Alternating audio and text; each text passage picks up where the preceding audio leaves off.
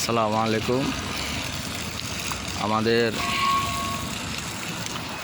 গতকালকে আমাদের ছাদের ঢালাই শেষ হয়েছে। আজকে আমরা এই যে দেখেন আমরা ছাদে কিউরিং করতেছি। এই যে ছাদে পানি দিতেছি।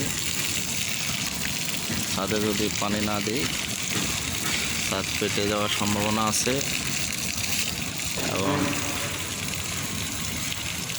পানি দিয়ে ভিজিয়ে রাখতে হয়। একটু পরে আমরা আমাদের যে বান দেওয়ার যে কাজ আমরা শুরু করব। এই যে আমরা পানি দিয়ে ছাদটাকে ভিজিয়ে নিচ্ছি। এই যে দেখতেছেন।